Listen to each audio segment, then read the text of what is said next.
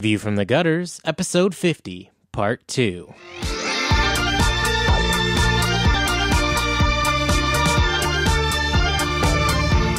Welcome to View from the Gutters, the comic book podcast where each episode we discuss a collected edition, trade paperback, or graphic novel, and then recommend and vote on the book for the next episode.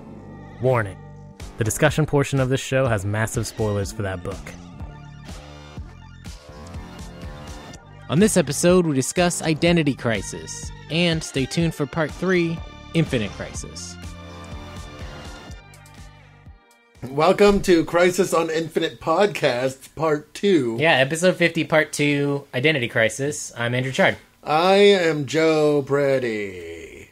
I am Tobiah Panchin. It's been a long night. I'm Matt McGinnis. I'm the Elongated Man.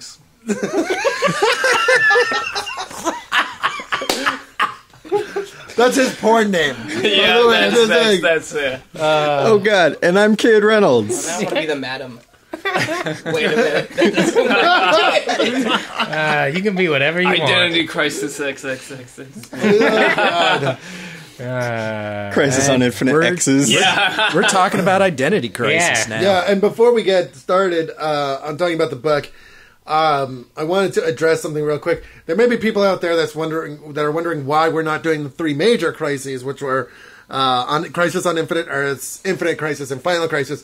It's because none of us ever want to read Final Crisis ever again because Final Crisis sucks. Actually, awful. I've never read it, and I kind of want to. No, I've never read it either. I've never read it either, and I feel like there's a slim chance that I might like it, and I want to thread that needle. I think there's stuff in it I think you'll like. Like, there's some cool panels and some cool stuff happens, but for the most part, it's just aggravating. Do you want to see a warthog-faced one woman ride a fucking pug? Because that happens in that book.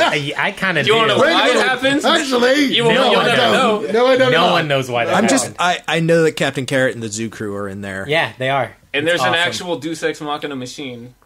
And that is such a Grant Morrison thing. Yeah, It's very, yeah. That whole book is Grant Morrison to the It's Grant Morrison. It's like the bad Grant Morrison that I hate. That's like, whoa, bro, you do acid sometimes. So is that some of the stories you write? So it's like the Morrison and the anti-Morrison?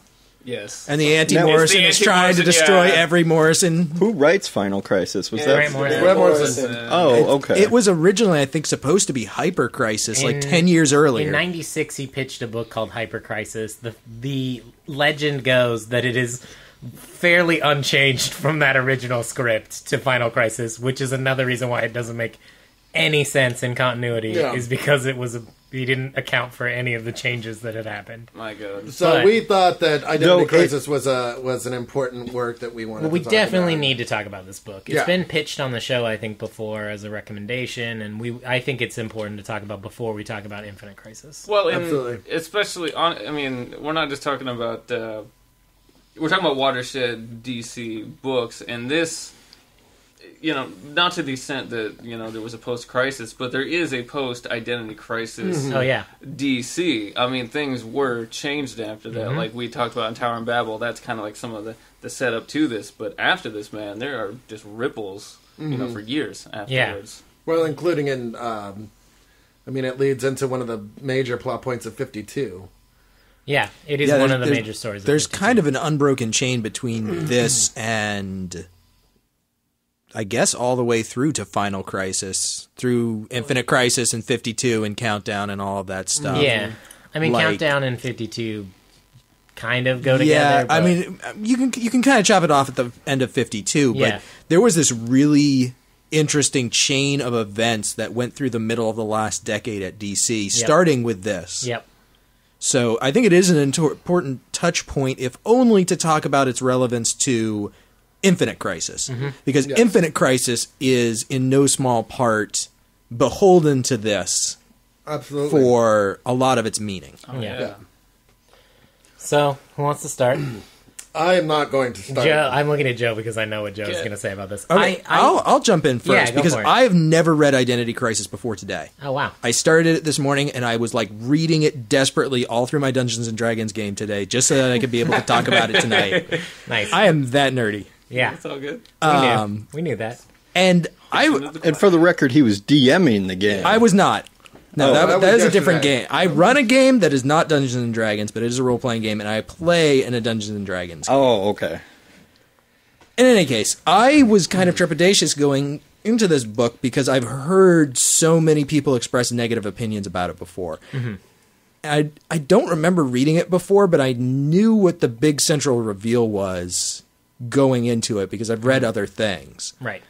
I think maybe like I just kind of read the highlights at one point. I'm not sure. But I was actually surprised that I ended up really liking this story. And I think that a lot of my enjoyment on it, I'm seeing at least 2 different people restraining faces. I'm laughing. I'm chuckling. That was my face. I think that a lot of my enjoyment on it is predicated on 100% killing any sacred cow that you might possibly have about caring about the DC universe's continuity. Yeah. Or ongoing universe. Like, as a story that stands alone by itself, I really, really enjoyed it. There are elements that I feel are problematic, but it feels incredibly real, incredibly grounded. Like, these characters have incredibly strong personal voices. They feel like real people in a world that could plausibly exist. And as a story of, there is this community of heroes, and there is somebody who is attacking the loved ones of those heroes, and they're trying to figure out who it is, and oh my god, there's this really crazy reveal at the end. Mm-hmm. It is a story. It's a really good story that works really well. I agree. Like, as a detective noir story. I think it's great. I think there's a lot to be said about how the voice of each character plays out in this story, how you get such a strong indication of a character that by all means is kind of a throwaway character, Elogated Man, who hasn't really been as prominent for a long time in the DC universe and is brought back. And this is probably the first Elogated Man story I read, and I loved Elogated Man coming out of this. Like, his ability to make you care about a character that there isn't a lot about previous to this, or that I hadn't read a lot about previous to this, is the strength of the writing in this book. I think that as a story with twists and turns and plot devices and reveals and change-ups and everything's going this way and hold up, nope, no it's not, there's stuff going on in the background. I think it has excellent foreshadowing. I think there's a lot of great stuff, and one of my favorite things about this as a mystery is you can solve the mystery if you're paying attention. And I think that's something that I really appreciate about this book and about mysteries in general. I hate it when it's like, all of a sudden, it's like, oh, it was this character that we never introduced. Or there's no way for you to have figured out any of the stuff that's happening. Like, I think they lay it out pretty clearly, and what follows at the end of the story, what the chain of events that lead to the reveal of this is who the killer is something you could have figured out and multiple people figure out at the end. It's not just Batman going, aha, I've solved the case. Like, multiple people stumble upon the answer at the same time, and I really like that. It feels real. It feels like... Yeah, that is... I feel that is one of the strengths of... I mean, I don't agree with all of Brad Meltzer's decisions, but No, me either. But I think that, as a detective fiction writer, I think that comes across pretty well. Yeah, he writes thrillers. I mean, like, that's what his novels are, and this feels like thrillery, it feels like... But something that I like about this over his novels is I really love the characterization of his characters in this, where I've read a few of his novels and I couldn't tell you any of the names of those characters. Because I don't remember I remember the plot, but I don't remember, like, what the characters were like. And I really like his characterization of, specifically, Green Arrow in this book. I agree. Can I steal your conversation a little? Go. My favorite part about this book is, of course, how big of a part Green Arrow plays in it, because he's my favorite DC superhero. Yeah. And I agree that, he writes that so well. And one thing that I hadn't realized before until I looked into it is that Green Arrow is also one of Brad Meltzer's favorite superheroes. Yeah. And his first comic... his first comic work was writing Green Arrow after Kevin Smith's run. Yeah. I thought that was pretty cool. After Longbow Hunters, he wrote Quiver, right? Or was it the other way around? Longbow Hunters was a long time before that. Well, My Girl was Longbow Hunters back in the... What was Kevin Smith's story called? Quiver, and then Sounds of Violence, and then Meltzer took over after... What was his first one called? Oh shoot! It was That's what I was thinking of. I don't remember what it was called. Oh, Archer's Quest. That's what it is. Yeah. That's what I was trying to Yeah, remember. where Okay, he goes thank around you. with Yeah, Longbow Hunters was earlier. Connor Hawk Yeah. and assembles like the items of power and whatnot, which is Yeah. great. And Yeah. that is Brad Meltzer's first comic work. Yeah, so I don't know. I think there are definitely problems in this book, and there are things that I'm willing to overlook that other people maybe not willing to overlook because they're pretty egregious in this book. I could see Joe nodding because we talked about this morning. God, I wish there was a video When file we were of in this. bed. Can I just ask, is it the fight with Deathstroke? Well, Joe hates that, but we were talking about. I don't know. Do we want to jump right in? That is one of the things that really bugs me, is the fight with Deathstroke. Yeah. It bugs Joe, but the thing that we were talking about was the blatant fridges. Well, yeah. That was what we were It's talking the about. fact that he fucking. Joe's so angry it came I'm to gonna. begin. I promised myself I wasn't gonna lose my shit and do my typical Joe freaks out shit because I think that it's very easy to like lose sight of why this is an important issue, right? But like, Yeah. it really seriously bothers me that he doesn't just fridge her once; he fridges her twice. He fucking retcons DC continuity so that she's raped by Dr. Light as a plot device. Yeah. And I don't think he's a strong enough writer to pull that off. I think that was belittling an issue that's really super important so that he could tell a story that I just honestly don't think is that good and I don't think needs to be told. Like, or could be told in a different way. And that's not the part that I'm willing to overlook. The part that I'm willing to overlook of the fridging is her death. I'm willing to say that yes, that is a fridging, but it's an important plot device because you cannot tell that story, the story of people attacking superheroes' loved ones and killing them without killing characters, specifically without killing female characters, because I can't name a lot of DC heroes that are female that have male significant others. There's not a lot of That are close. I mean, That Wonder are- Woman has Steve Trevor, or But has at has various had times, him. but He's he's a not long significant time. to her anymore. And I have a I didn't really hard mind time Sue thinking Dibny's that. death that much. It was the fact that they threw in the pregnancy. Yeah, that's Pointlessly. what really gets me about that. Is That was utterly pointless. Yeah.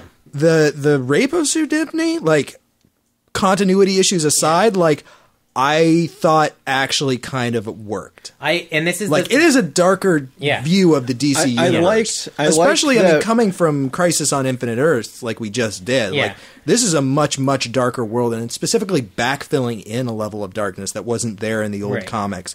But I think if you take this as a standalone story, it works. And I do think that, like, rape is an incredibly serious issue and not to be made light of. But I think that there is an importance in telling a character's story that character's been raped and how they moved past that. And I think that the problem I have with the rape in this book is that it seems to have been ignored by those superheroes that did the lobotomy, mind erasing, and that you never ever see the issues where Ralph and Sue deal with it. And that's hard because I think that there's not enough time for like fallout of that to have occurred.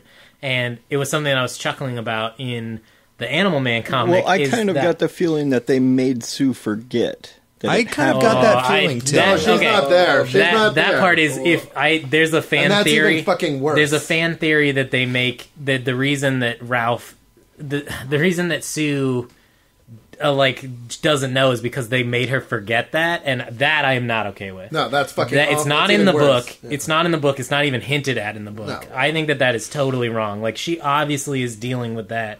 And I was chuckling about it in the Animal Man issue because she's talking about getting divorced from Ralph in that series, which I had forgotten happened, but is interesting if, like, they have been having marital problems for a long time. This may be a cause of that, is, like, they are not dealing with it well. But I think that you can't erase Sue's memory. I think that is like an No. egregious overstepping of what they were doing. Well, and Ollie specifically says that they don't even start talking about that until after Ralph and Sue have been sent to the hospital. That's also true. So I don't agree with that fan theory at all. So I'm just going to jump in for a second. Let me start out by saying, when I first read this book, I liked it. I liked it a lot.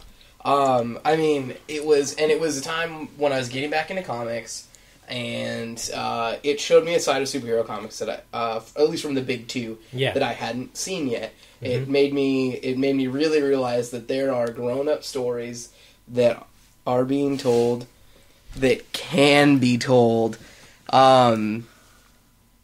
in superhero comics. Yeah. And I will forever and always have a soft spot in my heart for this book because of that. Well, and I think it's well written too, because I had pretty much given up on DC at this point, and then this book came out and someone handed it to me and I read it and I was like, okay, nope, there's still interesting stories to be told in the DC universe by good writers. Yes. And I think the writing is strong enough to, like, even though there are problems with the book, I still really enjoy reading this story, and it still really does move me and make me sad. And that last page, when Ralph is fucking talking to himself, and he reaches across the bed and turns the light off, and there's no one sleeping, I tear up every single time. It is very emotionally sad. bearing. See, I had a different... that actually creeped me out. I had a completely different reaction. I thought, I was like, no, dude, you're mental. You are mental. Well, and you're like... Oh, no. I didn't find it sad. I found it creepy. No, that's why it's sad. But that's not what his intention was.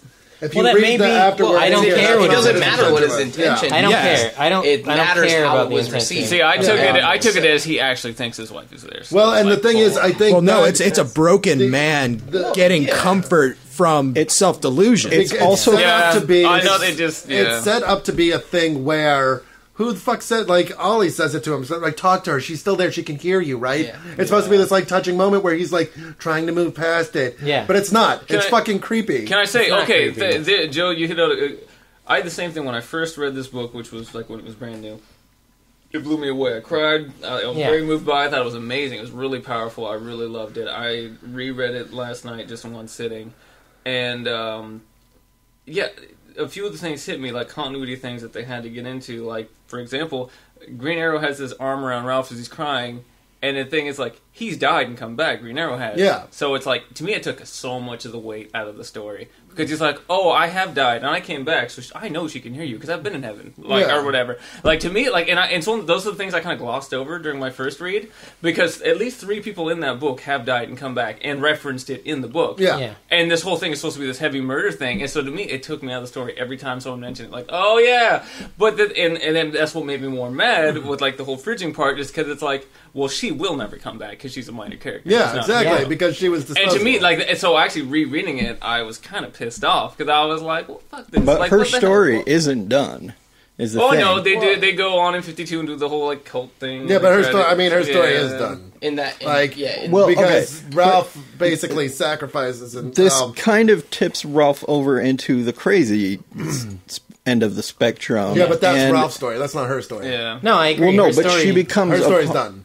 Like, Okay, I mean, she I becomes guess- the reason for Ralph, which is why which is the credo of the fridging trope is like the woman dying so that the male's arc can continue. And while it's not, I think I will agree that Sue's death at the beginning of Identity Crisis serves a bigger purpose than that. In 52, it is the impetus for Ralph going on his adventure, and I like that. I like Ralph going on the adventure. But that's because it's Ralph as the detective, which is always the part of Ralph Dibny that I thought was most interesting. Yeah, I agree. And I do think that it sucks that, look, she dies and she'll never come back because she's a minor character, but these are guys that have died and come back because they're superheroes. And, like, the people that die in the crises, the people that die in Coast City, the people that die in the DC Universe Major, like, they don't come back.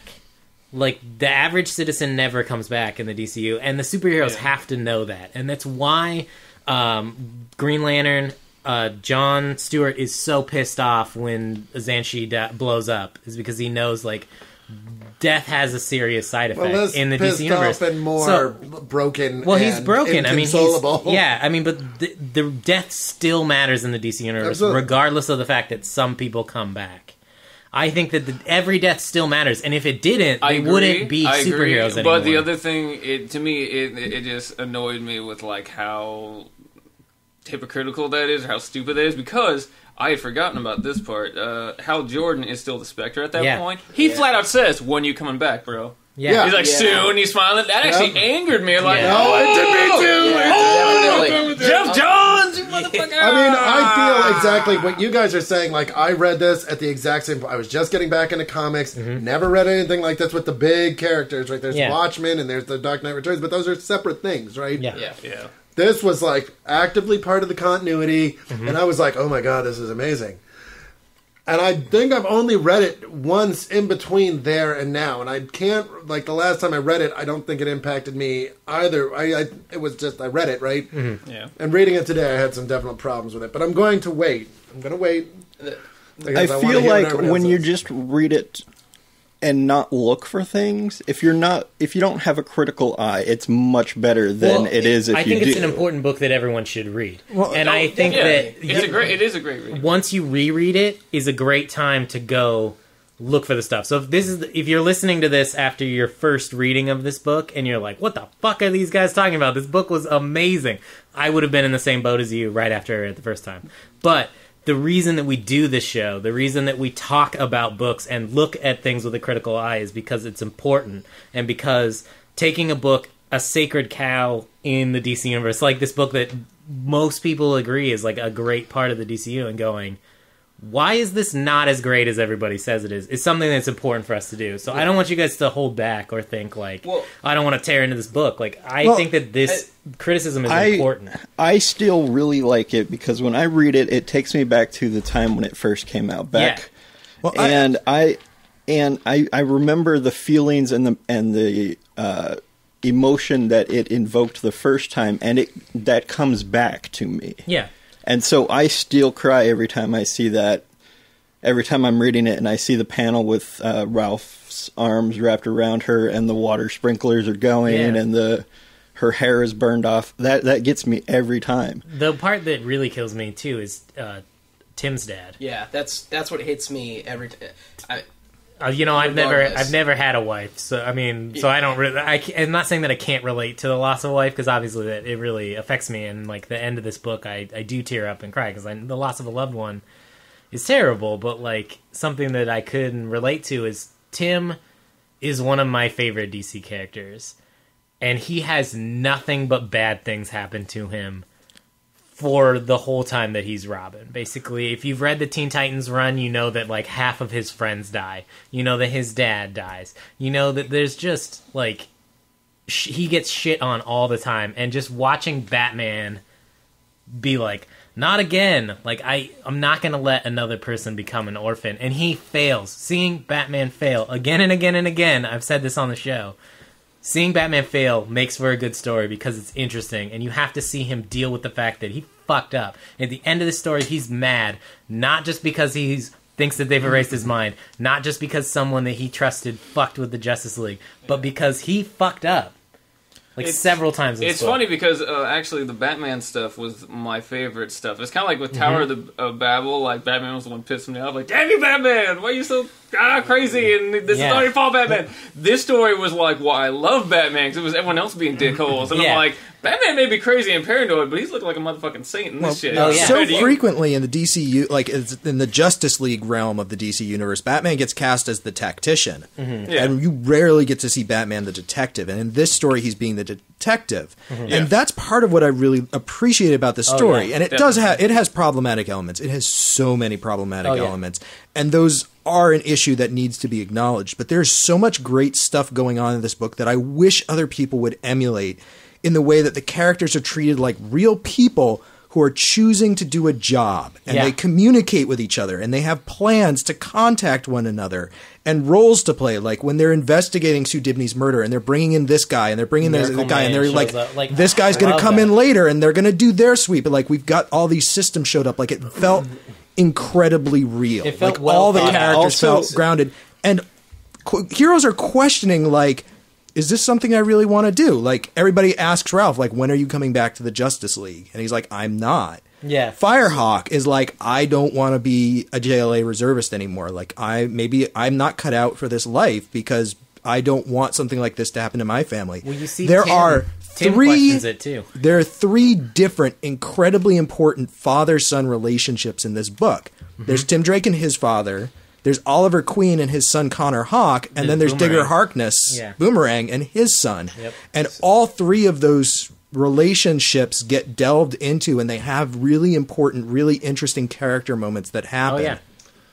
Like, there is so much good stuff here that I wish would be done more frequently, because it gets glossed over for the I'm a superhero, I fly around, I punch bad guys stuff, which is good in its own right, but I like those comics that have the really strong character moments. Well, it's again with the Tim Drake thing, you see him kind of questioning, like, how much should I really be Robin now that my dad knows I'm Robin? He's worried about me.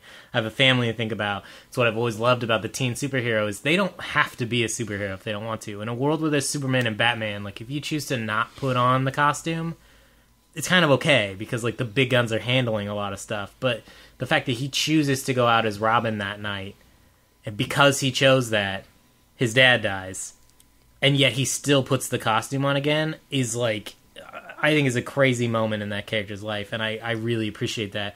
Another thing I want to talk about Batman really quick is Batman gives you a lot of the foreshadowing for the story, is when he's asking, like, who's to gain, who gains from this, gains. Like, you get to see who's gaining the most, because they're the only characters that are happy in this story. Yeah. is Jean. Mm-hmm. And I love that. I love that you can figure it out. I love the character interactions that you see between the superheroes, where it's like you've got Batman and Superman, and Oliver's talking about, like, after the bad guys beat up, they leave. They go off to do other things, and they leave us to clean it up. Yeah. So one of the things. Oh, sorry, Matt. I wanted to touch on what Toby was saying earlier about everybody has their part to play. And one of the things that really struck me, and I didn't even realize this happened until I was reading the afterword, is that even though Batman never showed up, it always felt like he was there, even though he was never on panel. And I felt that even before he shows up, he is influential in this book. Well, he leaves a note. Yeah, I mean, that's a very deliberate choice. Yeah, definitely. Yeah. Something I wanted to talk about, and this isn't so much... I guess this time when I was reading through it, I read through it in just probably about 45 minutes. I mean, I was hearing through it. I've read this book before, so... and one thing that really struck me reading it kind of that fast wasn't so much, the dialogue or everything that was happening. It was more like the emotional side of things.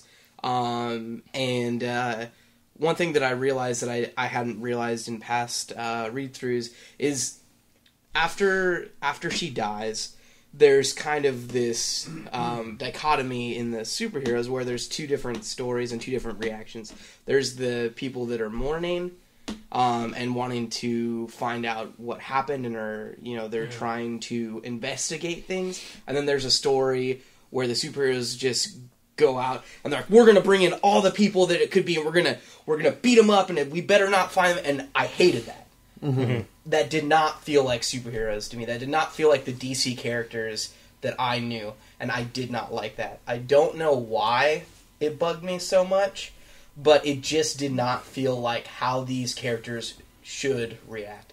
I get that it's a very sensitive subject. I get that it's a very human reaction to want to be like that. But what makes them superheroes, what makes them the characters that I remember when I was a kid, is that they wouldn't be like that. At least not right away. Mm-hmm.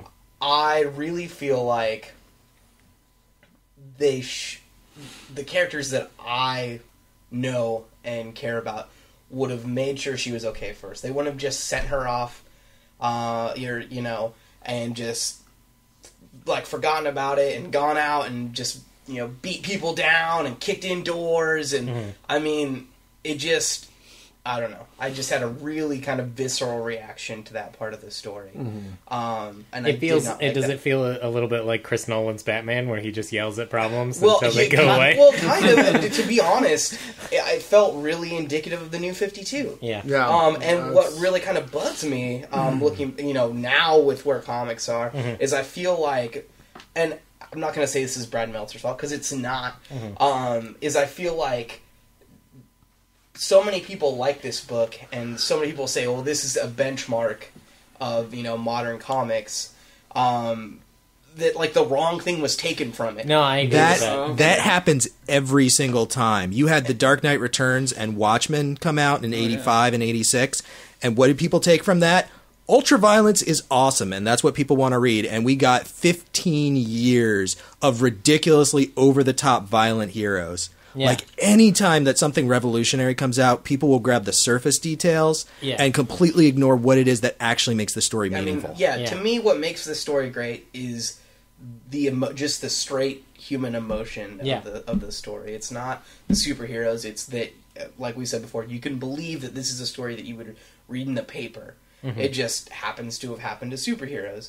But yeah, I mean, it really struck me like how basically this concept was bastardized and is now the new norm. And I 100% agree with that. I like reading a story like this, but I don't want all of my stories to be like this. Exactly. Like, variety is what makes the DC universe work pre-New 52, and it's what makes it fail post-New 52 is there's not enough variety. Like, what made this story good is that it pushed it to this point. Yeah. But now, it's like every story is like this. Eric, what do you got? First I want to start with I think the scene that you had mentioned, Andrew, with Batman and trying to drive to get there in time for Tim's dad. To me, reading it again, that was the most emotionally impactful. That one felt the most genuine to me. Where the first time around, it was like all these big big moments. It's like, oh my god, and like for some reason I wasn't moved the second time around by like all the Sue stuff. It just didn't do it for me. It felt very cheap. It just did. But the Batman Tim stuff, like, and it's like really powerful, just the way like he's looking, because like Batman's one of those guys, he's so stoic. Yeah. But like he's looking at Tim, and you see like that freak out on his face, and it's like, whoa, seeing Batman's face like that, and you see the foot just slam down on the accelerator. Like, he's panicking. He's like, "Call Wally." And it's so symbolic. The moments I didn't catch before, like for some reason it didn't hit me before. He strips his Robin outfit off. Again, for some reason I didn't catch that the first time reading the book. I go back and he's ripping off his entire outfit, so he's just basically like in his underwear. But then there's that powerful scene. The scene to me that was like the most emotional in the whole book for me was like when he's just like crying, and then Batman's holding him, and he's holding him, and he's got kind of like the Robin shirt. Like, that's the scene that fucked me up the most. Like, reading the game, because that was powerful and real. That was, to me, it was. It's the fact that it's like he suspects, like he knows, or at least suspects that his father is dead. Yeah. And yet he's pulling off the Robin costume because he doesn't want his dad to see him wearing it. Yeah. Well, that's powerful, though. That to me was the moments that I grabbed onto the most. That like, because like the Sue stuff in hindsight felt cheap to me. It felt like you fridged her, you just did. Yeah. But like the Robin stuff to me was it's still real, and so like it's still like, so I still really enjoy this book. I do. Go ahead. I was gonna say the big difference between that, I think, is you have issues previous to that where Tim's dad is alive, and you see them interact, and you see Tim's dad is afraid for Robin to go out on the trip. You see Robin being sensitive to the fact that his dad doesn't want to see him in the Robin costume, doesn't want to see him be beat up, doesn't want to hear about the fact that he got shot at, and is like, well, maybe I'll take the night off and hang out with my dad. Because, not everybody gets the chance to do that. Oh, yeah. But what happens at the beginning of the story is Sue gets killed without really ever talking to anyone. She is just like, you introduce Sue, and then she's dead. Yeah, and well, then even like Boomerang and his dad, it's like they met each other, they hung out for like a day, and then he dies. Like, I don't feel that. Yeah. I don't feel that emotionally. Not the same way. No. It's like you just met the guy. Like, it's still a bummer for sure. But didn't have. But yeah, the Tim Batman one is the one that really got me in hindsight. Another thing that I did enjoy about the story quite a bit was you could tell that all the flashback stuff, that was clearly Meltzer's childhood version of the Justice League. But unlike someone like a Johns or someone that's a bit more heavy-handed, instead of kind of forcing the current story to be like, hey, well, this is what it was like when I was a kid. It's like he somehow, I felt like a lot more organically. But he has someone like like Elogated Man, who's not in the league currently, But, instead of bringing Barry back, you do see Barry in flashbacks, and you do see Hal in flashbacks. But, you still have what at the time was the contemporary Justice League. And I love that. I love that sense of, again, like, oh my god, there's legacy characters currently that are have replaced these guys, but then you do have the cool Silver Age thing going on. I love it when Green Arrow turns to Wally and is like, no, tell him.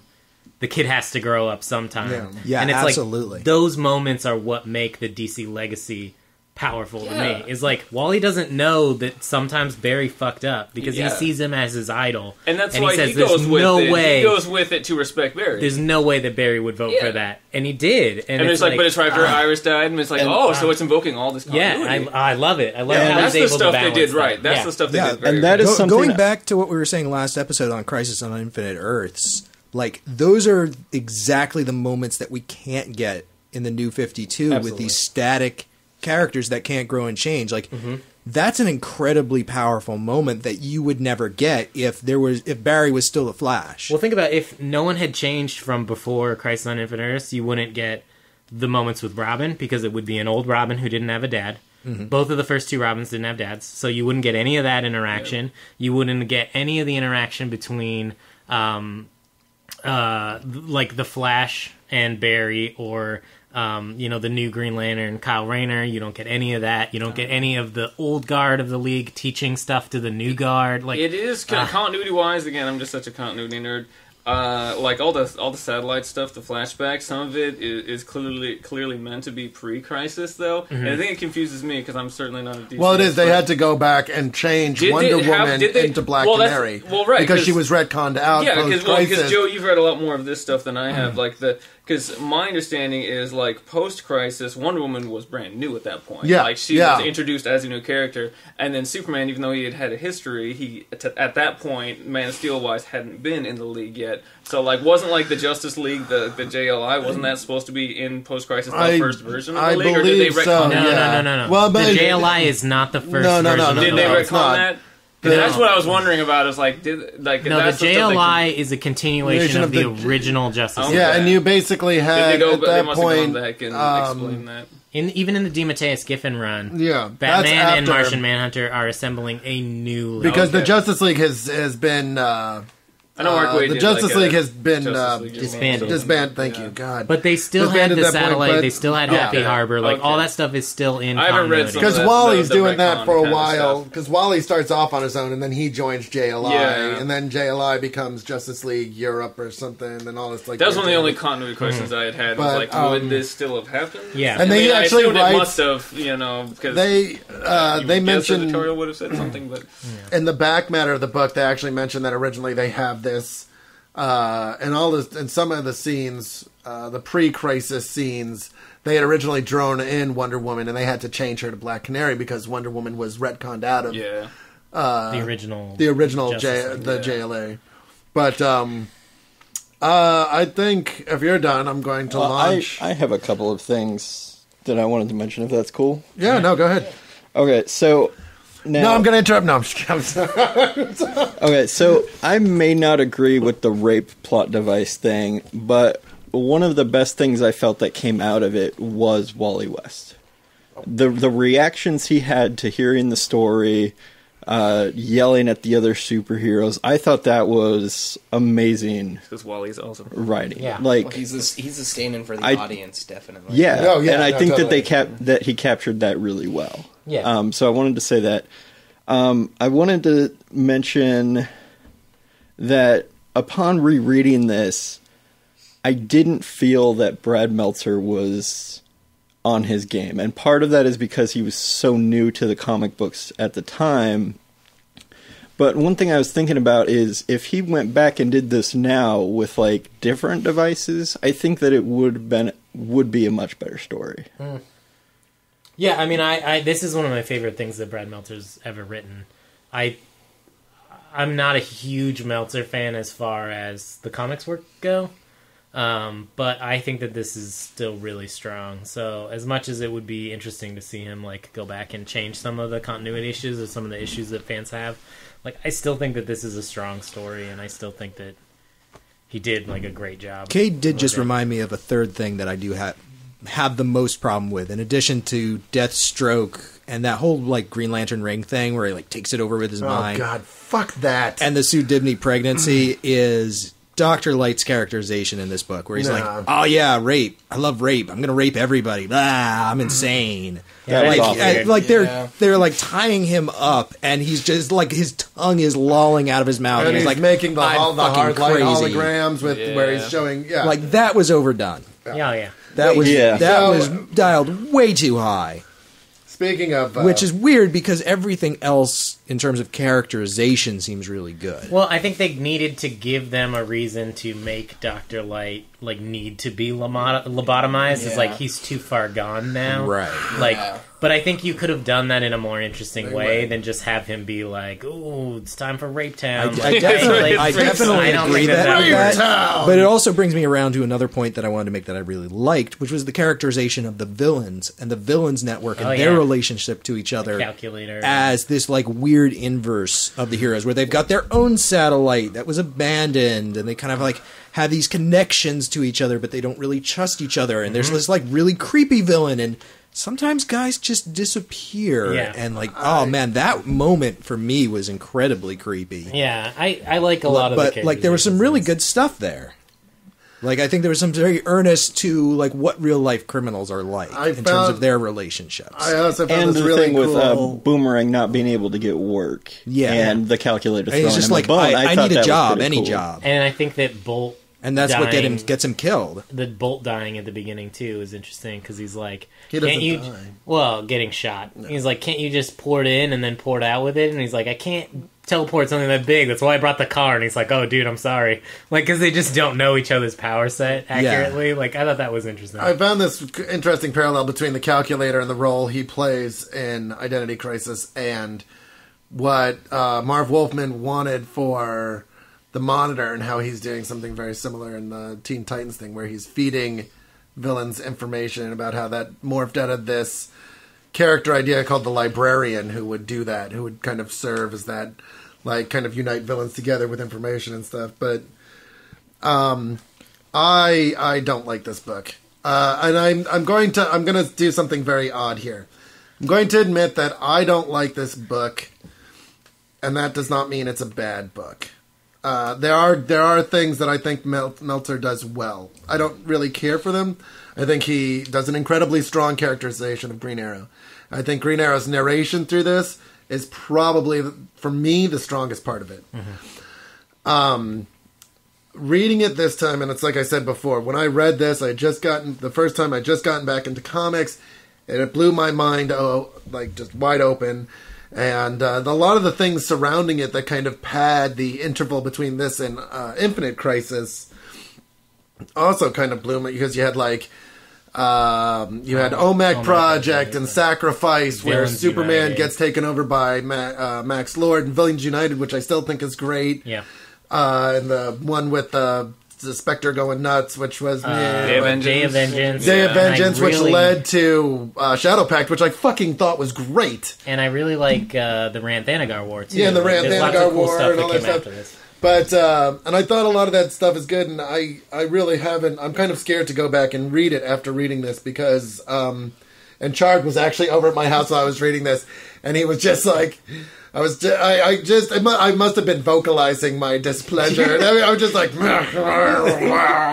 just kept putting the book down and going, like, running your hands through your hair and going, I don't know about this. But when I'm getting ready, when I'm ramping up towards something, I'll take my glasses off and kind of like run my hands over my head, because that's me kind of like, you did that like 40 that's my times Zen moment. That's when I'm getting into the zone. You're trying to get as aerodynamic as possible, so you possible. go fast. So I can fly through the vitriol zone, so the zone of vexation, the Vex Force, if you will.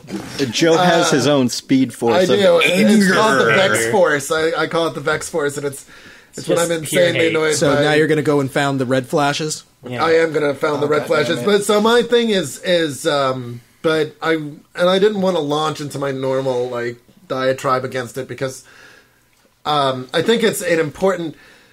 I think that on this podcast, especially, we like to argue with each other and call each other names, and we do it in a very playful way. Obviously, we're all very close here, and it's very fun to be like, you're wrong and you're an asshole because you don't like the book and stuff. You shit eater. Right? And like, we had this big argument, me and Chard have this big argument at home, and we're like, I'm like, we need to call each other names more when we do that on the podcast later because it'll, we were yelling at each other a lot this morning. But I think it's really important to note the distinction between... because I think it's come up before and we've had arguments about it. Not liking something and something not being good. I think they are two different things. They are completely different things. And I don't like this book pretty much from page 1 because I feel consistently manipulated by it. I have problems of it because of the way I think about things. I have a problem with Tim's Drake dads dying because I'm like, you've just had 2 attempted murders on Justice League members or people associated with them in locked rooms and you don't have somebody on standby waiting. You don't have one of the big guns on fucking you've got 3 separate people that can move. He's not a Justice League member. But he's associated with one. He's an associate of a Justice League member. I'm sure you can make 1,000 rationales for it. I don't buy it. There's not a rationale I think like a comic book fan does. They were the 2 Justice League members whose identities were known, Ray Palmer and Ralph Dibny. Yeah. Nobody knows who Robin's father is. But once again, I'm not buying that rationale because the Justice League does. The Justice League knows. I mean, Superman has to know specifically because Lois gets the note beforehand that says, I know who your husband is. Right? Well, so they're all watching Lois. Well, and that could be it, but still, it's like you can't get a hold of any of the multiple people in your fucking club that can move quickly enough to cover massive distances and I feel like Tim's dad should have had a special device that when he read that first note with the gun, he hit the button and somebody shows up. Well, he calls. Right away. I mean, he calls Oracle, and Oracle's trying to get Tim on the phone, and she doesn't send out a general JLA alert. I think she does. Though. She says. They say he says call Wally, but she says Wally's not answering. But what about Clark? It's a plot device. And that's my problem with it. Is that I feel me personally, I read this and I see plot device after plot device, and I feel emotionally manipulated by all of it, and because. I think what it comes down to for me is that at the end of the book, I look at what he's trying to say, and I don't. I understand and I appreciate it that it needs to be said. It's not something that I. Well, we care disagree about. with what he's trying to say, you and I. Well, but what do you think he's trying to say with the book? I think he's trying to make a point about. I think Toby kind of hit on this too. I think he's trying to make a point about heroes and the people that put on costumes and the risks they take because they are not inadvertently, they're directly involving their loved ones in it. Because anybody finds out who Lois is or, what have you, and that's a walking death sentence, right? Ralph says it in the beginning. You put a bullseye on your chest. On your loved one's chest. Right. And so, and I think that's the statement it's making. And that's just... And the thing is this, I've been literally thinking about this all day because when I want to be able to walk into a situation when I don't like something and be able to fucking tick it off. Mm. And seriously, it's just that I guess it's just not something that I find so interesting about superheroes that that I want to read about it unless it is done in a way that gets to me. And this just doesn't get to me, I think is what it is. And I'll be the first one to admit that probably has more to do with me. I've been married, I'm a father. My father, a few years ago, had a very severe accident, was in the hospital for 6 months. I didn't know if he was going to live. So it could very well be that I just have a very visceral emotional reaction to this. But I seriously, reading it this time, the only emotions I felt were anger and disgust. And you know what? I'm going to go off a little bit here because fuck that Deathstroke scene, all right? Fuck it. Fuck it. If it was a person, I would take it out into the street and stomp on it until it fucking died because that is the biggest bunch of bullshit I've ever read in my life, all right? And I like Deathstroke as a character, but there's no fucking way, all right? I was on board with it until...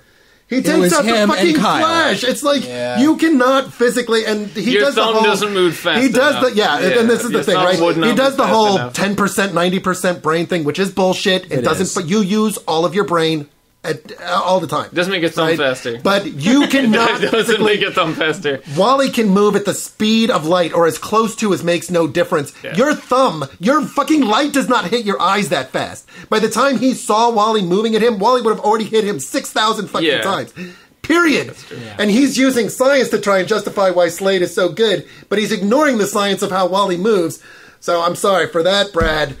Go fuck yourself. Well, and also the whole green... I won't tell Brad to fuck himself. That's the one I've been holding on to all day, because that's the comic book geek in me, and that's something I can lash out on. Well, and also, okay, like, it's not I can necessary recognize, to the story. I can recognize the assertion that Deathstroke can move that fast because he's anticipating what Wally is going to do. Yeah. Right, and even though that Wally's reaction speed is so much faster than Slade's, the speed at which he thinks is not. And so because Deathstroke is anticipating him, he's able to do those things. Like, that's kind of a weird argument, but I'm willing to go with it to the extent that, you know, every writer treats the characters a little bit different. And the thing is, it's the Kyle Rayner thing, the fact that he's able to touch Kyle's take hand over the ring, and take over the ring, and the fact that Kyle was punching him when he can fucking just make an energy make an energy box around that him. whole like scene, that makes no fucking sense. That whole scene is unnecessary. No, it is absolutely like, legitimately, unnecessary. you could take that out of the book, and the story would not change. Story's unchanged, Yeah, that's what I feel like is a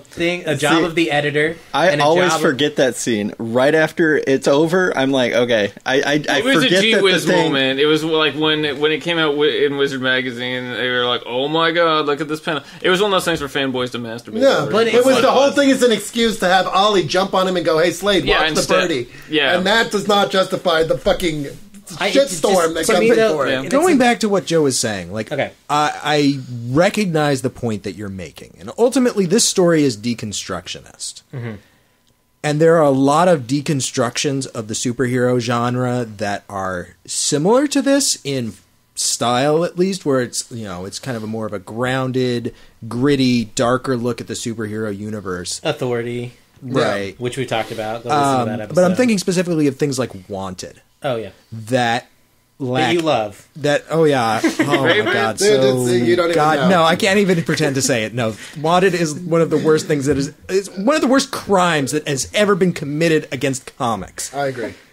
But my point is that I dislike those things because they lack all reason and subtlety. Mm-hmm. And I think that this story, for the flaws that it does have, has both reason and subtlety. And I can see. I don't disagree with you. I don't disagree with you. I think the scene with Deathstroke, the one thing that I really like about that scene, and could have easily been changed to make this make sense, was the fact that Ollie's willing to take a hit for the team because it means winning. And that's what I think is really important to this story, because while Joe takes away from this story, like, the point of what Meltzer's trying to say, you're saying was, like, you're putting the target on the loved ones of the people you care about.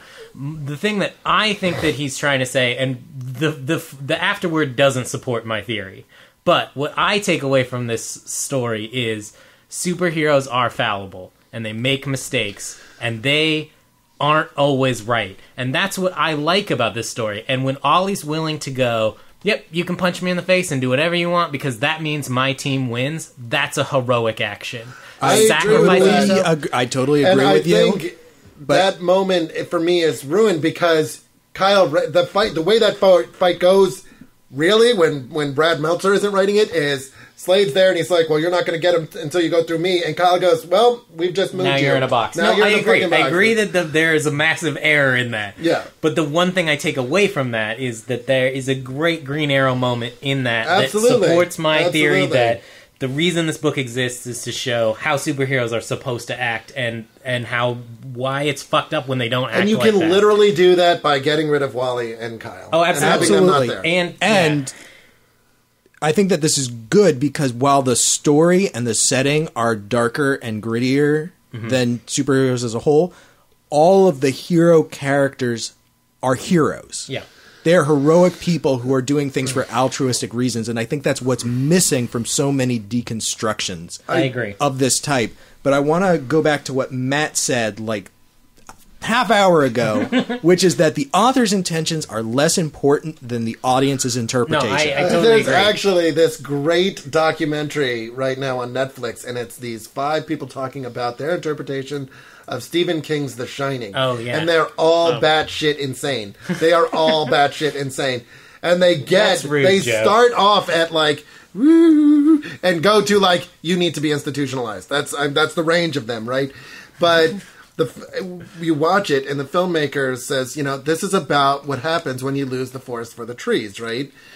And one of the last thing that's said in the movie, though, is this guy says, we're not talking about what Kubrick meant, right? Because that's not the all-encompassing thing. When you make a work, you give it to the people, and they put their own fucking ideas into it. And that's what art is. And it doesn't matter what you're talking about. When you're talking about media, anything that is created, it's art, right? And so you open it up to your interpretations. And that's why these conversations are so important to us, because we want to talk about these interpretations. There is a theory in art that says the work isn't finished until the audience has viewed it and interpreted it. Like, the artist's work isn't done when he's done painting, because if he just covers it up with a drop cloth and never shows it to anyone, that work isn't finished. There's a more the specific audience application of that your work isn't finished until Joe Preddy gets to see it and tells you that it's good to go. And until he does, you're fucked. And nobody adheres to this but me, and I don't know why. Yeah, I wonder. I think I know why. Fucking wonder, Joe. We all know why. I think that's actually really interesting, and I think specifically the first thing that I thought about when you were saying that was the Killing Joke, and the fact that the ending of that is so ambiguous. Yeah. And a couple of months ago, I think at this point, Grant Morrison was on Kevin Smith's podcast talking about it, espousing the view that maybe I want to go with espewing the view that Batman kills the Joker at the end, and I think that he's wrong about that. Yeah. But I think that what Grant Morrison thinks and what Alan Moore thinks are less important than what you think and what your interpretation of the work is. Well, it's because why we do it's the your play-along interpretation show. that informs what you get out of the story. It's why we encourage you to read the books along with us when we do this, is because we're not correct. Like, there is no right answer to the interpretation. And that's also why we encourage you tell us why we're wrong. We're wrong. Exactly. Email us, post on our website, post on the Reddit threads we've been creating. Tell us what you think. Yeah. Because your opinion is just as valid as ours. Yeah. Because more because it's yours, right? Yeah. It only you care about what you think, right? I don't care what you think. But you do. And that's important. I want to bring this back around into what I didn't like about the book. Because Yeah, we all do it. know that this is just the Joe show. Right? It wasn't just the Deathstroke thing is, I think, important, but there were a couple other things that I didn't like. I didn't like when Gene Loring essentially found hanging, and they're like, Ollie's like, this time we didn't bother with the Metal Man or Scott Free or anything. We went straight to the top, and it's Superman, and he's like, it's this kind of knot. Wow, Superman, you're fucking amazing. I love it. My favorite part of that scene is when they're like, it's a bowline, and he's like, how do you know that? And he's It's like, a Boy it's a Scout simple knot. Boy Scout knot. I'm like, And okay, Ollie's so- like, I hated him and loved him in that moment. It's like, And that's perfect. I think it's very clear what Brad Meltzer thinks of Superman in that moment. I think it's very obviously. fucking clear. And I kind of hate him for that, because Superman is more than a Boy Scout. Well, sure. The third thing that That's I how really... Ollie sees him, though. No, I Ollie's think... always like hating on Superman as the big blue Boy Scout. Well, I think it's also interesting that Superman notices a detail that a lot of other people would have missed, which I it think... really should have been a Batman moment, but then you wouldn't have gotten the Boy Scout joke. And I think that it's weird that they skipped the Metal Man and everything. It would have been cool if Superman comes in after all of Yeah, them. right? And It's like... well, it's a bowline. Let's go to a one-armed guy. One guy can do the work of all these other guys that are incredibly specialized to do exactly what they're... No, fuck that. And the third thing is the death of Firestorm, which doesn't make any sense to me, because it seems throwaway. like it's throwaway. Yeah. There's never... I mean, he's the nuclear man, but it seems to me like Meltzer is confusing him with Captain Atom, who has a containment suit. Yeah. Firestorm does not have a containment suit, and he can control matter, which seems to me like he's just like, oh, the sword is in... Oh, not anymore. It's now now the sword... flowers. I turn to become flowers, like- exactly. Yeah, That's what he does all the like time. the sword is going into me, or I turn into flowers, or oh, it's pierced me and now it's blood and viscera. I'm good. It's that just seems like a total throwaway moment to me. It has no emotional impact. He was the union of two different people, so couldn't he just split into his component parts and be fine? Yeah, I mean, there's a lot of problems with that scene, but what I like about it is afterwards when he's like, he just goes and he dies, and they're like, he did what any hero would do, which is make sure that no one else got hurt. I feel like, and again, I think that supports my argument of like which is what fine. the book is about. No, I think he Millerizes it though. It's a moment that he wants that he doesn't want to earn. That's fair. That's totally fair. Yeah, because it feels throwaway, and I forgot it was in here. That's how throwaway. Well, I always want to put it as part of the Slade battle. I always forget that it's the Shadow Thief, but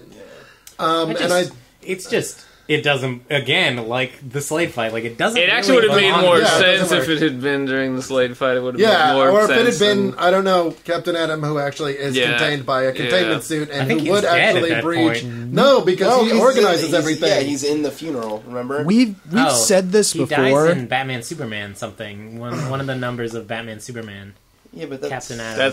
Is that later? That's later. We've said this before, but I honestly wonder to what extent those elements that seem incongruous are a result of editorial fiat. Basically, they're saying, like, we want to do a new Firestorm, so Firestorm has to die in this. Well, and there was a new Firestorm right after this, so some of it probably was editorial mandate, I'm sure. Because I'm sure he went to them and was like, I'd like a list of characters that I can kill. Yeah, and they just gave him a list. And the reason I think... For me, at the base level, is that I really like Ralph and Sue Dibny. They're not throwaway characters to me. No. And I love them in fucking Justice League International. Yep. They are the heart and fucking soul of that team. You have fucking Booster Gold and Blue Beetle doing their whole, like, Abbott and Costello thing, right? Mm-hmm. And you had Ralph and Sue, who were like the honeymooners. Mm-hmm. And they had this really great relationship. And it really fucking annoys me that she was treated in this manner. And I think maybe that feeds into the fact of why I don't like it. Like, maybe it's a personal thing for me. And that's why I said at the top of the show, the first thing that you have to do to enjoy the story is kill your sacred cows. And I think that's important. But or your sweet pretties. I'm not just going to kill my sacred cows for every fucking floozy that walks in the door. Well, to counter that, I remember when this story came out, there's an article in Wizard Magazine with Alex Ross, who even when it was new, was like, no, fuck this story. Yeah. Like, you guys are dumb. He said, do it to Lois Lane. Yeah, do it. And that's exactly the fucking example I came up with. Yeah. Is that you wouldn't fucking dream in 1,000 years. Well, now they would. Probably. Yeah, now they actually might. Even the new 52, which clearly hates women, did not kill off Lois Lane. Yeah. No, can I ask you a question, Joe? What? And I guess this is a spoiler for the end of 52, but since that's out of continuity, I don't feel too bad about it. That, at the end, what happens with Ralph and Sue, does that change your opinion of this story at all? Because their story together as a couple gets a sort of conclusion. And that's what I meant when I said earlier, Sue's story is not done. No, because and I think that's her story is done. Her character is not done because they didn't really do anything with them after that. Yeah, and I think also she's not an active part of that story. Yeah, Ralph's story ends at that moment. Sue's story is not going on during that. And I wanted to say I apologize for interrupting you earlier because I felt bad about it. But I guess to me what it is that, well, yes, okay, this is the end of Sue's story. Technically, it feels, the later stuff feels like more of a closure to their story as a whole. And I agree with that completely. I think that it is closure. And the Ralph Dibny storyline in 52 is actually, I think, my favorite part of 52. Well, but the sad I would thing agree is, with that. I like that too. But the sad thing is it took better writers to come in and fix the end of that story. Because the end of this story, although it is sad to me, is not satisfying. Well, again, you're not satisfied by the fact that they're sad. Period in DC, like they had event kind of flowing into event, into event, and I wonder how much stuff was planned. Like at the end of this story, or even before this story was written, were they planning to have that be the thing? Because they set up a new status quo for Ralph and Sue at the end of 52, and I don't know how much they ever did with that. Yeah, like because I mean they're like ghost detectives. Yeah. I don't think they. But I don't think that they ever did anything with that, and now the continuity got rebooted. But I thought that would have been a cool comic book. Oh yeah. No, I would say depending on the creative team, I really like Ralph and Sue. And the first time I read this, I had not read JLI, and I read it after this, and now I have a new appreciation for Ralph and Sue. That doesn't really change my opinion of the fact that like. Sometimes I think that characters should die and we move on. Yeah, and that we get new stories out of the death of characters. I think it's unfortunate that it is always fucking female characters that get killed and male characters get to move on. But again, I think that's a problem of the inherently sexist nature of this industry. And I agree. Which is, not even this industry, but this like Western civilization. Yeah. But yeah, but again, like this specific mainstream comics is there's like I can't name a female superhero that has a male character in her life that is as important to her as Sue is to Ralph. And I don't think the story works unless you have people that are like that close. And I think that's sad. Jesse and Johnny Quick are close. Like the only ones I can think of are father-daughter relationships. Yeah, but because I've been like racking my brain all day. Because I asked you that this morning. Yeah, absolutely. I think that's really sad, and I think that's a bigger comment on the DC universe and just the comics, superhero comics in general. Is it's not enough fucking female superheroes. And I think that was actually what about Mr. Miracle's wife and Big Barda? Big Barda, Yeah. but you can't. I mean, like Well, that's she's a superhero though. They're her both husband is a superheroes. hero. Like they're a superhero couple. Yeah, Yeah, and no, there that's are true. Those, but There's no male Lois Lane. Okay, no, that is and fair. there's, Right, and that was my Steve argument. Trevor was the closest thing you got to that, and he's And not that's- even a thing anymore. right. And so I think that sucks. I think that it sucks that frigidity Yeah. exists. But I think that it's because even though like 43% of the reading audience are female, 45, yeah. like 88 to 99% of the heroes are male. I think that's sad. I think that's Well, that bothers me a lot. I'm not sure about the extent of that, like how accurate that statistic is or where it comes from exactly. But I would venture a guess that a large part of that statistic are women who are not reading superhero books. They're reading other things. Yeah. Well, and especially manga. And to be honest, as they should be, because they're not well represented. They're not. Yeah, I mean, they're not well represented in superhero. We don't comics, give them and that's- reasons to. There's no reasons. Well, even when there are Especially when they strong cancel female Fearless superheroes, Yeah, well, they're often still telling very male-oriented stories. Well, and it's not. I was telling Chard this earlier. I have a friend that lives in Iowa, and she wants to get into comic books. Yeah. And we talk about it, and I'm like, "Why aren't you reading comic books?" And she goes, "Because every time I go into the comic book store, they laugh at me. They won't help me." And this is the kind of fucking like. That's why girls will go to the manga section. It's much less threatening. well, it's in a bookstore where people Yeah, don't and it's in fucking a book. laugh You at can get for the manga in books a you buy. bookstore, and even if they go into comic stores, they know that they can ask for manga and they won't be judged in the same way. Because how could a girl be a comic book fan? I was like, It bothers me because there are a lot of other comic book industries that aren't the Western comics Yeah, comic book industry absolutely. that are succeeding, and specifically the Japanese market, where it's just like everybody fucking They've all reads got all comics in kinds. Japan. Everyone. yeah, Everyone. we watch fucking. Me and my girlfriend and my daughter just watched Full Metal Alchemist Brotherhood, and there's all kinds of kick-ass women in There there. are more interesting female characters in that series than there are male characters in that series. Absolutely, and I they can name all 8 off the kick top of my head. ass, man. But they that's all kick ass, and that's the sad thing is like there are industries where women are portrayed well and where they are the interesting characters. There's two of my favorite anime shows are shows that have no male characters, which Ozumangadaya, which we've talked about before on the show, and K-On! Like I love both of those series, and they have literally no male characters in them, and you couldn't do that in Western comics because you get stuff like Fearless Defenders, which was not really that well written and also got canceled. unfortunately, yeah. That's I sad. mean, and that's kind of like, I think that was. It's funny because you brought that up. This Chard brought that up this morning, in the midst of my grumbling and rumbling. And I thought that was kind of like a watershed moment for me, is that there really aren't, it really is. Well, I think that's, for me, I sat and thought about it, and I thought, what if that was, I mean, we'll just say Wonder Woman and Steve Trevor, right? And Yeah. she's kneeling there holding him. Like, to me, that's an incredibly powerful image. Absolutely. That's I don't much think more fucking. And I went and read the back matter about how they wanted to portray Ralph in this way, and that's fine and good and everything. But like, I think a big problem with this is that I find Rags Morales' art incredibly inconsistent throughout the whole thing. Sometimes it's great, but much more of the time it's nah. See, now I'm remembering the scene in my head where they're voting about what to do. Yeah. And it occurs to me that, they're voting, but it's portrayed as Green Arrow and Hawkman having this argument. Yeah.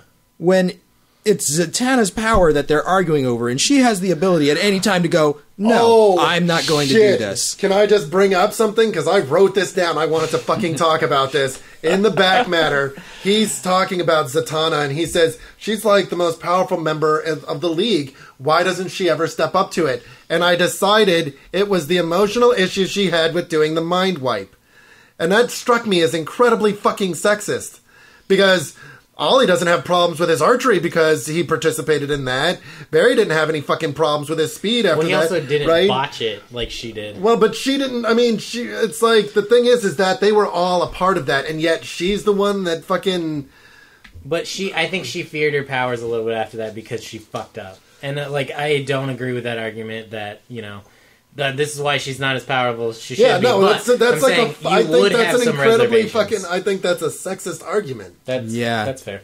I think that's a very sexist argument. That fucking upset the shit out of me. I don't take back anything that I said. I still think that there's a lot of great stuff in this series, but the more I think about it, the more I see the problematic aspects of it. I do still think that you should hand this book to people that are like, superheroes are just Biff, Bam, Yes. Pow. Oh, for sure. I think you should, because it's what changed my opinion about a lot of comics, and I think that it's useful still. Where it really scores is that it's much less abstract than things like Dark Knight Returns and Watchmen, which talk about these ideas in the abstract. This connects it with the characters you know, characters you identify with, characters you already may have some small history with. And I will say that is a powerful narrative device. Well, though the two stories you mentioned, I think, are significant in contrast to what was contemporaneous with them. Absolutely. And that this is significant in and of itself. Yes, exactly. I think that, I would never tell anybody not to read this. I think that everybody... I will say this. Read it once. Let it sit for 6 months. Then pick it up and read it again, because... Read some other stuff you're and come gonna back to get it for sure. floored by this, because so much happens. And when you read it for the first time, it is very emotional. You're gonna get emotional, even if you don't have a connection. Mm-hmm. Put it down for 6 months. Read other stuff. Come back to it. Read it. Think about it. And I think... I would really, in perfect world, I would tell everybody that's listening to this to let us know what you think after that, Yeah. Give us your initial impressions, because I would be still really be fucking interested. Oh, we'll still be here, but they won't fucking What do I it. tell people They're not going to tell email. What the fuck is when that? people come into the shop and they want to read some like darker stories, but specifically with superheroes, and they've already read Watchmen. I usually, when Tower Babel was still in print, I read Tower Babel first. Yep. Read this. Read OMAC Project. Yeah. That's like the holy trinity for me. For fucking awesome setup for some really cool, really dark stories. But then that overall do the characters really well. Yeah. Because OMAC is like the perfect follow up to this. And all three of those books have been recommended on the podcast and are on our reading list on the website. They are. Yeah. Actually, OMAC is the only one we've not talked about. So. We have to at some point. Yeah, I'm sure we'll such get a to phenomenal it. read. I'm sure we'll get to it. I'd like to talk about that whole... most of those books I find very interesting. All of 16 books on my... I was going to say, and then like OMAC is part of... the ones I really want to talk to Infinite would be like Crisis, Days of Vengeance, OMAC, I love the Rand Thanagar, Villains Sacrifice, and Villains United. Yeah, those are the ones. I think that's my favorite out of all of them, is the Villains United, followed by Days of Vengeance. Eric, you look like you had something else you wanted to add about the story. Oh gosh. Don't think no one was. Batman thing. The very end, I think my other favorite moment, other than the Tim Drake thing, was, and this is a part of what will lead off into OMAC Project, is the last panel with the League before you get into the stuff with Ralph. He's able to read Wally. Yeah. It's just super heavy scene where he's just staring at Wally, and Wally just kind of looks at him and shies away, and he's like, and it's like, I love that Batman is so good, because that's him being like Detective Batman. Like in that moment, he's like, something's off. He says, something's off. Say what you're thinking. Yeah, I love. That's probably one of my favorite moments, because that's like Batman's so good at reading body language and people, and like that's why I love it. It's like he doesn't know he was mind wiped, but he knows that Wally's acting out of character, and like, why are you? That's one of my favorite moments. To me, that was the other one of the most powerful moments. Was like just that last page. I'm like, oh snap! I'm thinking of a scene, and I can't remember if it's from the JLA cartoon or if it's from a comic, but Wally is asking Batman to do something, and he touches him, and he's like, "You're going to kill me, aren't you?" Because he like puts his hand. Sounds like something from the cartoon. He puts his hand on Batman's shoulder, and he's like, "I think it is. I think when they're dedicating the Flash Museum to him, credits, that episode, and he puts his hand on Batman's shoulder, he's like, I'm going to ask you something, and then he's like, you're going to kill me, aren't you? And I just think that's... That I think it's earlier than that. Is it? I think it's got to be like in the first or second season. Maybe I can't remember where it's from, and maybe somebody can can help us out with that. But in that moment, I think about that, and I think, that was an interesting moment for me. It was like, realizing that Batman is kind of, and that is my favorite thing: the fact that Batman doesn't make an appearance until like page 118. The fact that he's doing his detective thing for this, and he's not swinging it, because I think the public perception of Batman in our day and age, especially for people that don't read comic books, is I beat the shit out of everybody. I don't trust everybody. I'm a loner. Blah blah blah. And I think that's all the absolute worst elements of Batman. I think Batman is so much more than that. He is so based in family and the people that he surrounds himself, people that will call him on his bullshit. Yeah. You do. And I will say that I do like his characterization I do like Brad Meltzer's characterization of Batman, because I think he gets what makes Batman good is that he's a fucking criminologist. He's a forensic scientist. He's a keen detective mind. And he really loves the people he works with, even though at times he shuns them because he thinks he's protecting them. And that's based in the idea that he is not strong enough to lose people. There's that scene in The Incredibles where they're going to fight the bad guy at the end, and he's like, I've got to work out, I've got to become stronger. And she's like, this is just a workout to you? And he's like, no, I'm not strong enough to fucking lose my family. Right? Like, that's why I tried to keep you guys out of this, because I'm not fucking strong enough to go through that. And that, to me, was like, that's fucking Batman right there. The reason he fucking alienates people is because he is not strong enough to deal with that grief. He's still dealing with the grief of his parents' death. And I get that in this. And when he says not again, that hits home for me. He's not talking about losing Jason Todd. He's talking about not again. He's talking about the pain that he knows is going to that Tim's going to have to deal with. Because that was his oath. Yeah. Never again will this happen to another kid, and he lets it happen, and that is a powerful moment to see. So it's not. I mean, the book is not without merit. It's just I think.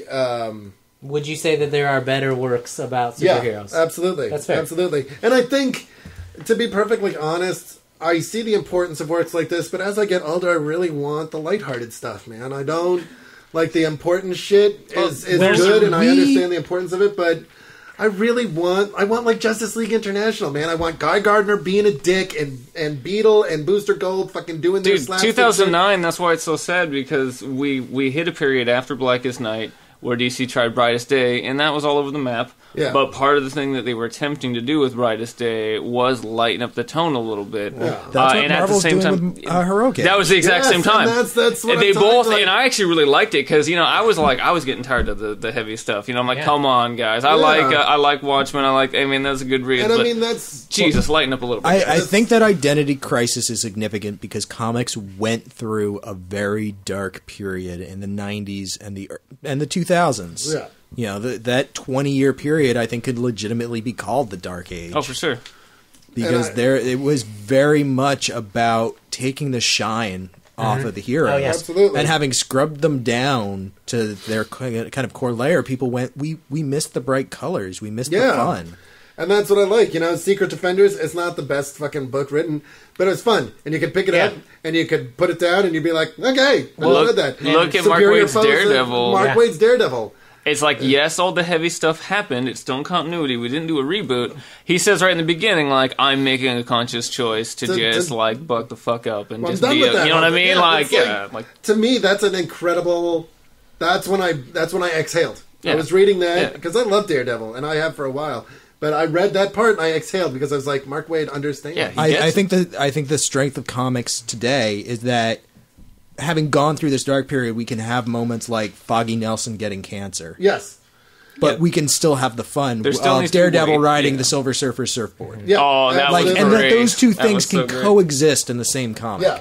And be handled with equal, good. Like the scene where Foggy gets cancer, man, that's powerful. You want to talk about a punch in the gut, when he's talking about how he can smell it. Yeah. And just like we can hear the doctor's heartbeat. And You know, he just that whole. It's just. We'll talk about that run at some point. On Yeah, the we show. really Definitely will. will. That's been pitched, 3 times? Yeah, we'll definitely talk about my that 12-year-old looks at me like she's gonna fucking kill me every time it gets pitched and doesn't get picked. Yeah. I also think that was a big moment in Whedon's Astonishing X-Men when they put their X-Men costumes back on and they said, we're done with the leather jackets, Yes. we're done with that, we're superheroes. There was also, That's what brought me back into comics, was that book single-handedly. That run has moments like fucking Armor coming in and Wolverine's like all drunk on the floor or whatever, and she's like, do you need any help? And he goes, are you a beer? And she goes, no. And he goes, then you can't help me.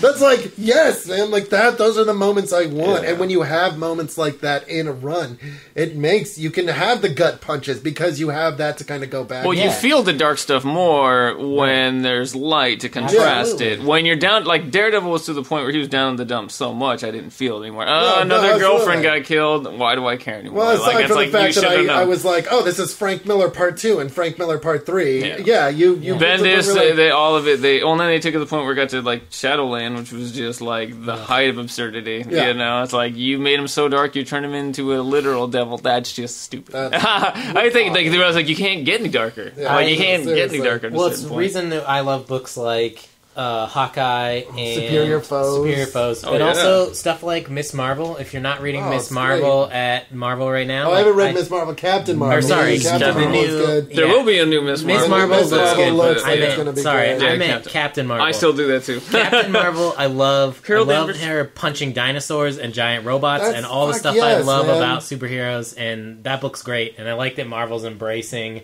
that there is a wide range of things that superheroes can do. Not to mention the first 5 runs of Kelly Sue DeConnick's, the first 5 issues of her run is like girl power, man. And she goes fucking, Captain Marvel goes back in time. I love that book has such a following. Like, it's not like a giant following, but I love that book has such a passionate following. I think that Marvel has struggled for a long time to find a lead female superhero. Yeah, that's kind of iconic. They were trying to push Spider-Woman for a while, and it never really seemed to click. Captain Marvel seems like the most likely to get her own movie right now. It seems like to be their marquee. The new Black Widow #1 was fucking awesome. It looks good. It was great. I'm really excited for She-Hulk. Like, I love the new She-Hulk book looks good. It looks great. I love female superheroes. I want them to be more of them, and Marvel's giving them to me, and DC's not. Yeah, and dude. It said, I think I've mentioned this before, but I have several female friends that are either new to comics or they're coming back into it, and they'll ask me point blank, I want strong female characters. And sadly, a few of them started with DC, and I just have to tell them honestly, like, then you cannot read current DC. No, you can't. Yeah. Like, because it's not there. Thankfully, come on. Like, Image has some great books, there's some indie stuff, and come on over to Marvel if you want superhero stuff. Or read old DC. Like, and old stuff, read Birds of Prey and stuff, read, like, old Wonder, like, Greg Rucka Wonder Woman and stuff, Even the Birds of Prey, exactly. So, the Stephanie Brown Chart is making angry noises. I'm mad that Brian Kimo's Batgirl's not around. You guys know a lot of people are. God, don't worry, they'll ruin her in the new 52 soon. I know, they're already I don't care. Stephanie Brown is not what I mean. I mean Brian Q. Miller's Batgirl. I understand completely. That series is it's awesome. like Joe Kelly's I agree. Because I had an epiphany the other day. I was so mad at DC for so long for getting rid of Wally West, but I realized, and part of it was someone asked Mark Waid about Wally West, and he said wherever he's in, he's in a better place. And I'm like, yeah, you know what? I don't want New 52 Wally. I want Wally as he was. Yeah. Good. I don't want New 52 because they'll kill off his family. The way I look they'll at de-age him, so he'll be 20. He'll be angsty. He'll have like stubble, and he'll be like, "Fuck you." He'll be in a jean jacket. Yeah, like cut off. He'll be like a jorts. asshole. You know what I'm picturing? In the 90s, there was this Marvel character named Nomad.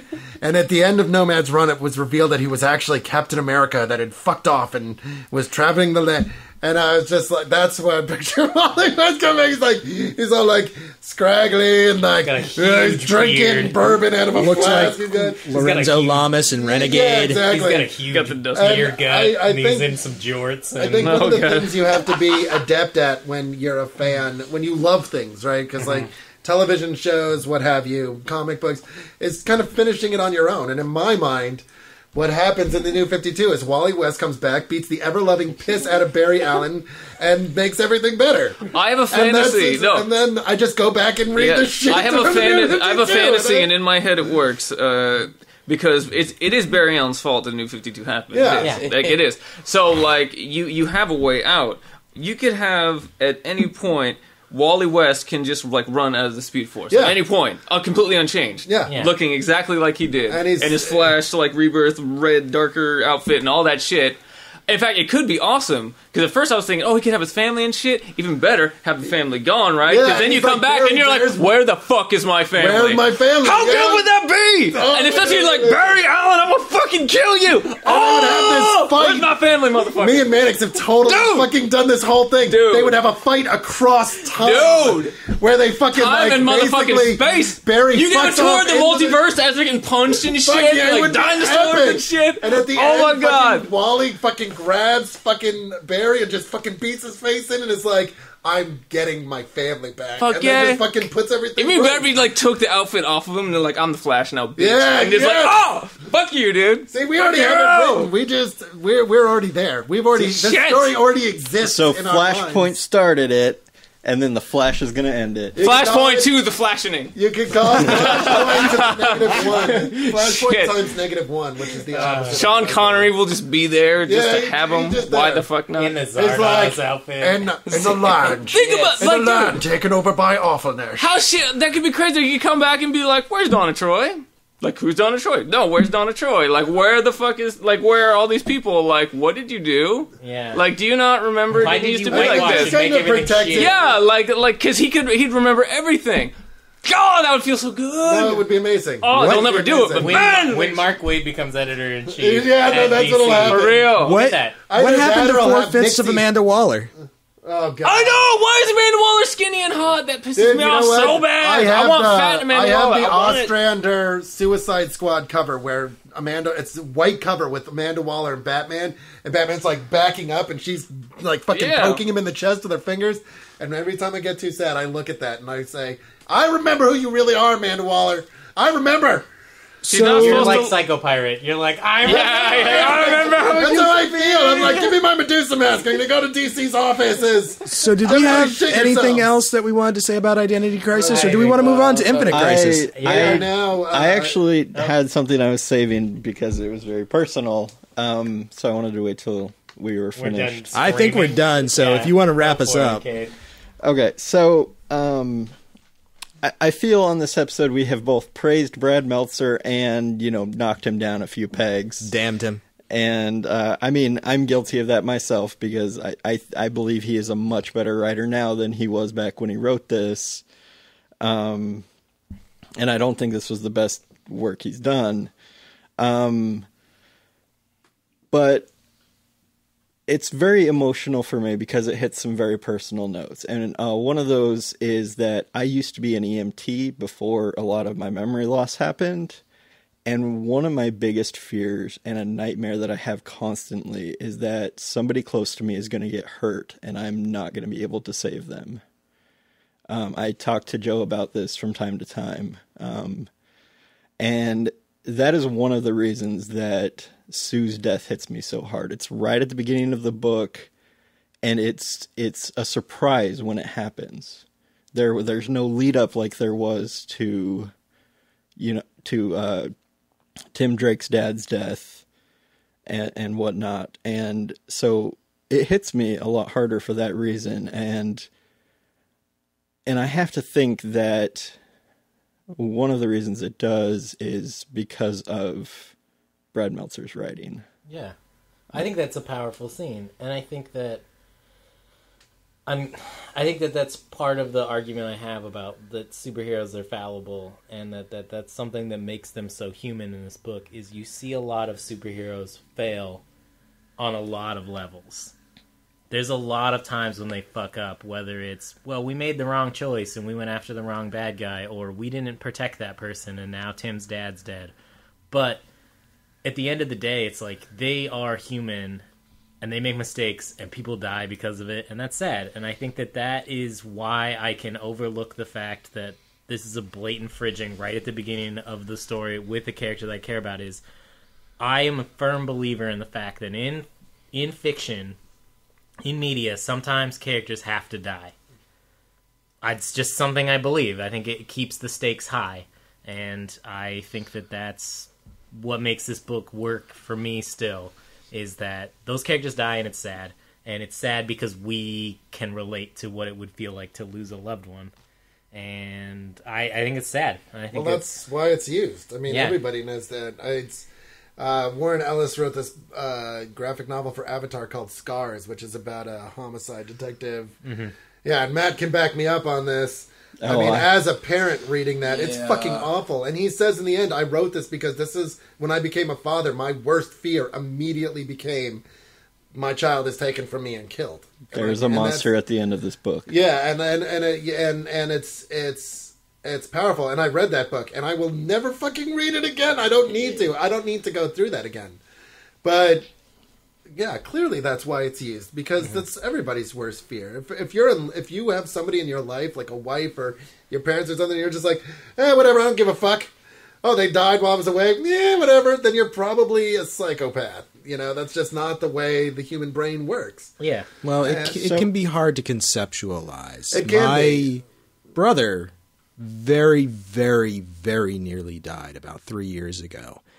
And before that, like strongly emotional things never really affected me that much. Like, I thought about losing people near to me and like kind of brushed it off. And after that event, I noticed that I was much more emotionally affected by things like this, much more ready to cry about things, which didn't used to bother me. And it really profoundly affected me as a human being in a way that I could never have anticipated it. Like, before that happened, I could not conceive of what it would be really like. And having come so close, like, it's a much more intense fear. Oh, well, losing somebody that you care about changes you a lot. Well, and it's I've had the same experience, you know, like with friends of mine who have died or family members who have died. Like, it definitely, it changes the way you think about life and how you know, what you took for granted and what those people mean to you in your life. And I'll often joke about it, but, you know, like, it would, you know, it would really affect you if someone that was close to you died. And so I think that's So after revealing, my personal emotions about this book, I do want to say thank you, Brad Meltzer, because this hits me harder than almost any other story. In fact, I think it hits me harder than any, with the exception of Buffy season 6. I'm not going to spoil what happens, but so this is, it's very emotional, and I'm glad that it's out there, and that, I think Brad Meltzer did a stellar job with that. Also, Brad Meltzer's a sweetheart. He's a really nice guy, and so I don't want to shit on him too much. So, he's a nice guy, so if you get a chance to meet him in the con, say nice things to him. I think as a published author, he will recognize, as most authors do, that criticism of your work isn't criticism of you as a person. Yeah. Except for Jeff Johns. And I just say that you are a horrible human. No, being. I'm just joking. Like, we bash on DC and a lot of different people for the terrible pieces of fiction that they inflict on us. Mm-hmm. But if I met Mark Millar at a convention or something, I would probably say to him, I'm really not a fan of your work, but I don't consider that a reflection on him as a human being. You'd be civil. You wouldn't punch him in the throat as much as you want to. I would not. Did I tell you the story about my friend meeting Jeff Loeb? No. Oh, this is really bad. Share this. One of my dear friends, Courtney, he lives in California, and he's gone to San Diego Comic-Con for the last, 12 years or something. Huge into comics, but he hates Jeff Loeb. Cannot stand Jeff Loeb. I've heard that. You've told me this story. Yeah. So after Jeff Loeb's son died of cancer a few years ago, he waited in line for a couple hours to meet him, shook his hand, and was like, "I'm glad your son died. You're a horrible human being, and you're a piece of shit." Told that to his face. I'm like, wow. I've said some mean shit to people. I'm like, Jesus Christ, what the fuck is wrong with you, man? That's uncalled for. That's complete. That's the rudest thing I've ever heard in my life. Before this, the worst thing I ever heard, the worst con story I ever heard, is the first comic book store I would go to buy my stuff was this place in Albuquerque, New Mexico, and I can't even remember what it was called. But there was this guy that worked there named Will, who taught me how to play Mortal Kombat 2. And he was a really cool guy, and I would go in and talk to him about comics all the time. And there was this really small Comic-Con that would come to Albuquerque, and Sal Buscema was going to be there. Nice. And he's like, So he's like, did I tell you my plan? I'm like, no, what is? He's like, I'm going to go up, I'm going to get my book signed from him, and then I'm going to tell him that his artwork sucks now, and then he should be ashamed of himself. And I'm like, you're going to get him to sign your shit first? That's so wrong. And he's like, no, because that's why he's going to the con, right? So he can sign shit. And I'm not going to not tell him that his work sucks, because I honestly think it does. And I was kind of like, that's still fucked. Like, I can see the logic behind that, but it's still fucked up. And then, a couple years ago, I went with my All-Star Superman 1 because Frank Quietly was going to be there, and I gave my book to Frank Quietly, and I don't know if he was giving an interview, he was talking to somebody behind the thing, and he did not even fucking acknowledge me. And I was like, if I ever saw Frank Quietly again, I would wait in line just to tell him that he is not a good enough fucking artist to ignore people that are waiting in his fucking line. All right? Okay, so one, I think if you're a creator, you need to be prepared for people to critique your work, yes. And they're not always going to like it, and you have to be ready for that. Two, that is not an excuse for you as a reader to be an asshole to people. That's true. And three, I think we are officially done with this episode. I want to say one more thing. Brad, if you're out there and listening, I really want my Book of Fate signed because it's one of my favorite books. This is never going to end. Hardcover. No, it goes on forever. It goes on forever. Like Infinite Crisis tie-ins. The guy that gave the How to Draw Marvel Comics to Rob Liefeld. As funny as that is funny. I still think it's rude. Don't be rude to creators, even if they're rude. No, to you. You shouldn't be. These are people that are at a con dealing with a lot of assholes all day. You should just not ever buy anything they've ever done ever again. Don't spend money on them, but please be nice. No, I will say that most of my con experiences have been incredibly positive. Right. But I do want to say this. We talked about Batman Tower of Babel, and in the same way that Batman had files on all the JLA members, I have files on certain people that work in the comics industry, and I have a very... Me. I was like, that's... Well, I mean, I was going to tell you guys about it, Are these files short boxes? Pretty much, it just involves me hitting them with my car. It's the same plan for all of them, and for all of these guys, too. Should they ever turn... I mean, Andrew, and Chard, and Toby are already on that list, but should any of you others turn against me... hit you with my car. That's fine. I know everybody's weakness. Yeah. Everybody's weakness is getting hit by a car. High speed metal in your face. Note to self: never record more than one episode in a night. Yeah. Oh. This is we just went back to back here. We just talked about you're going to listen to Crisis on Infinite Earths first.